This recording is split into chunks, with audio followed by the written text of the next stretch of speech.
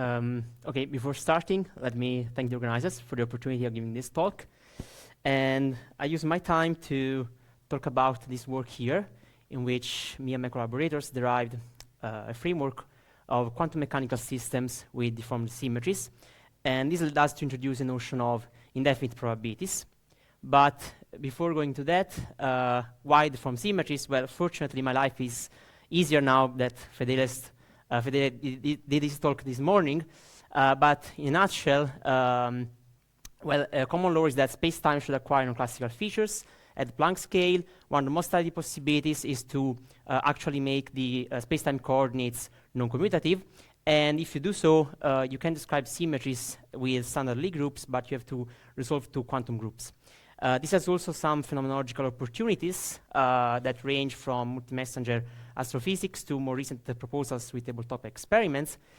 And we will not be focused on translations and boosts, like the talk of this morning by Fedele, but on the rotational sector of symmetries. So we study the formation of the SU2 group to the SUQ2 quantum group. This is sometimes being argued to be expected in a universe that has both a minimal length and a cosmological horizon that give rise to a minimal resolution for angle measurements. And the SUQ2 quantum group can provide this. And the physical setup we will be interested in is this. So we have two observers, Ace and Bob, which are maybe the best friends of several people in this room. And they are rotated one with respect to the other, but they don't know their relative orientation in space. They want to figure it out by making some measurements. And the way to do that in quantum theory is to make spin measurements, essentially. So Alice prepares three groups of 3n spins. Each group has the spins aligned with one of her axes. And then she sends this spin to Bob. Then Bob divides each group into three groups of n spins. And he measured the spin with Stengel-like apparatuses aligned with one of his axes for each of three groups. So he obtains 9 sets of n measurements, and these 9 sets of n measurements give an estimate for the, let's say, the rotation matrix elements of the rotation matrix relating the two reference frames. And we will see that in the final part of the talk. Now we want to do this in a world in which the rotational symmetry is not SU2, but SUQ2. And the way to do this is to take the parameters of the that describe the coordinates of an SU2 matrix on the group manifold and make these non-commutative functions, non-commutative operators. And you introduce this Q parameter, which is your deformation parameter that defines the non-commutativity between these coordinates. And this is the algebra that these operators not satisfy. In general, Q is a complex parameter. We focus on the real case in which Q is between 0 and 1. Of course, if Q is 1, you gain back the standard SU2 Lie group. Okay. Now, this is a thing you have to believe me about, but we can show this in our paper with numerical computations. Now that these A and C are not parameters anymore, they are operators. You don't have a notion of classical direction in space. These parameters, indeed, with the standard SU2 Lie group, define the direction of your physical system in space. Now that they are operators, this information is encoded in quantum states that live in a Hilbert space, and this Hilbert space is the space of the reducible representations of these commutation relations. Okay. Now, in standard quantum theory, you can reconstruct a polymatrix in a generic direction and a spin system in generic direction by applying a rotation on the polymatrix along the z-axis and its eigenstates. And you can do the same in our framework here, but you start with the deformed version of the polymatrix in the z direction, which is this matrix here that basically it's the standard polymatrix, but with deformed eigenvalues.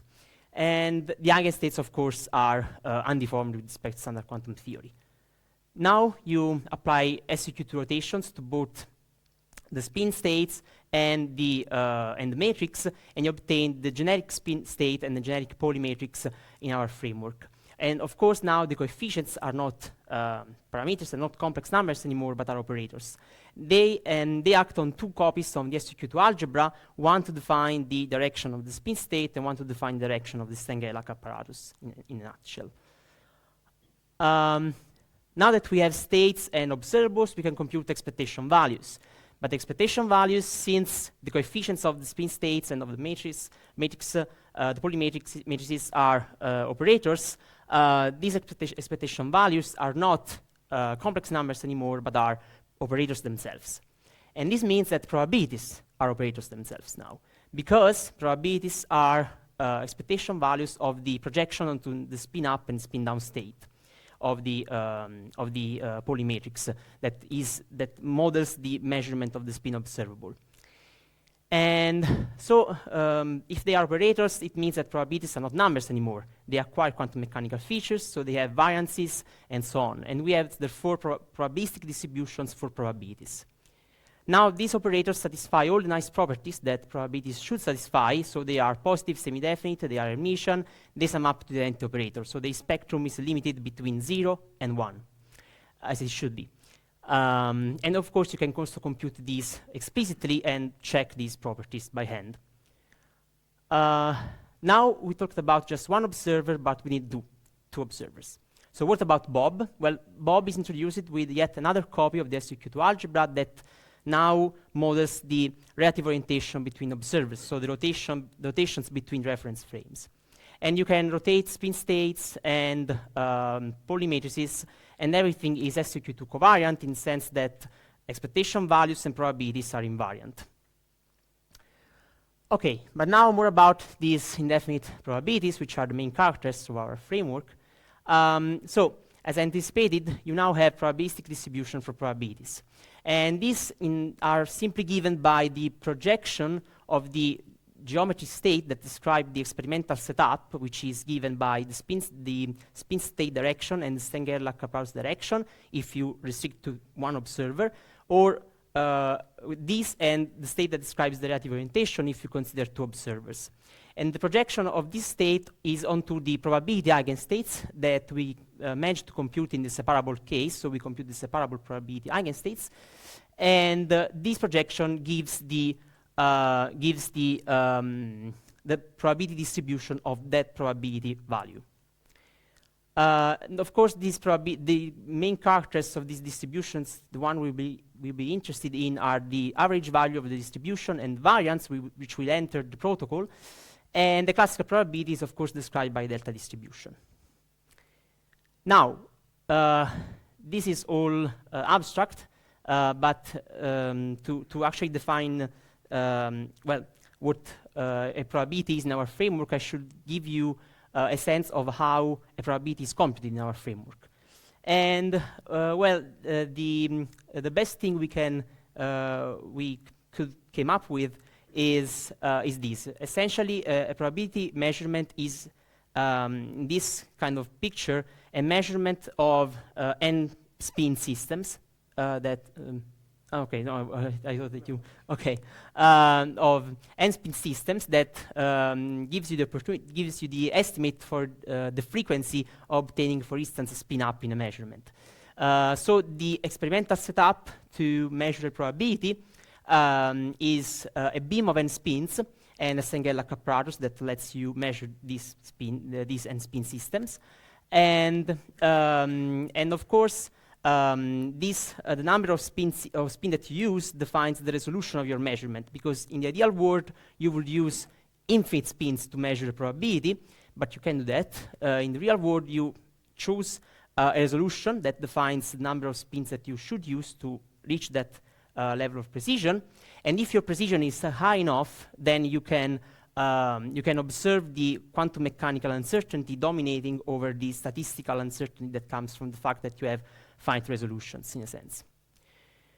Now let's go back to our starting point, so this protocol here. And as anticipated, you can easily show in quantum theory that the matrix elements of the rotation matrix relating to observers are exactly the expectation value of Bob spin observable in the spin state prepared by Alice. And the actual protocol, what Bob does is measuring the spin with the spin on the n spins that Alice send him, and what he observes actually is the number of spin-up results in his measurements, and he estimates the probability of obtaining spin-up, which is related to this quantity here. Essentially, this quantity here is 2 times the probability of obtaining spin-up minus 1. And this estimation is made with the frequency of obtaining spin-up.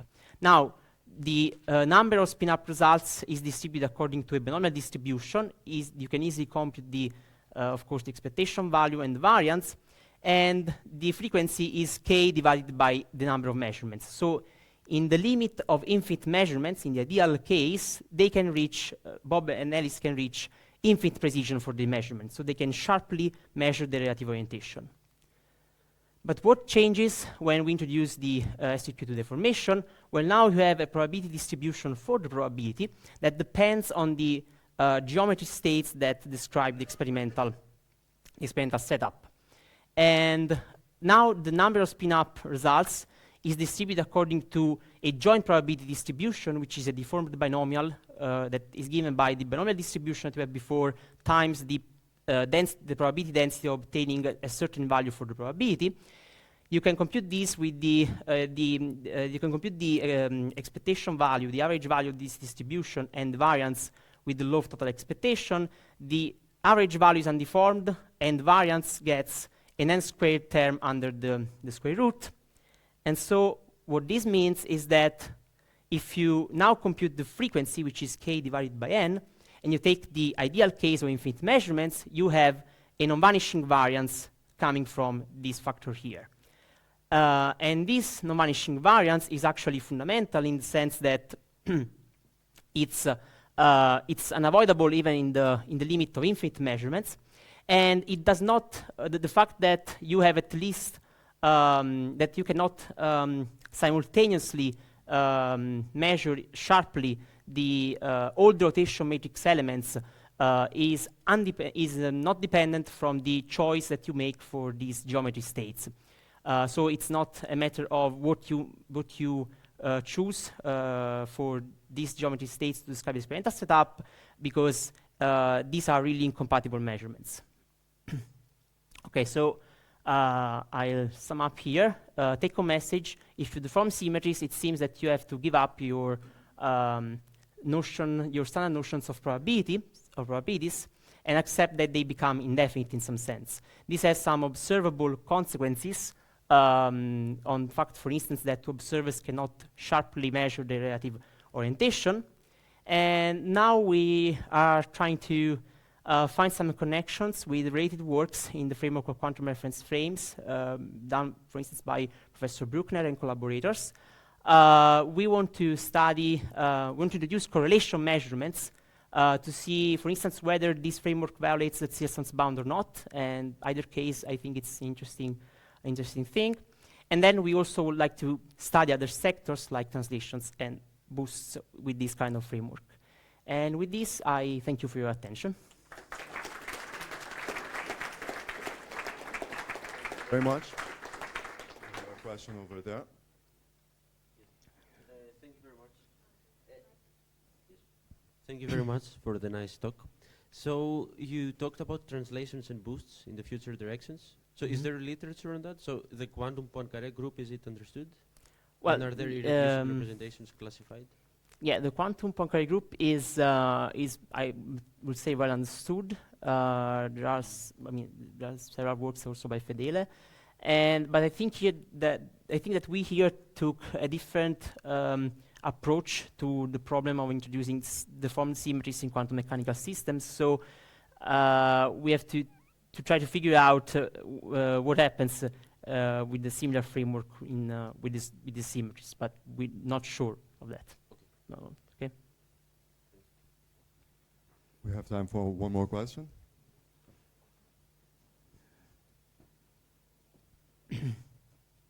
Thank you very much. This very nice talk, and indeed it's very close to what we are doing from a different angle. I would be interested to find out Me too. The connection between QRFs in non-deformed groups of QRFs and deformed groups.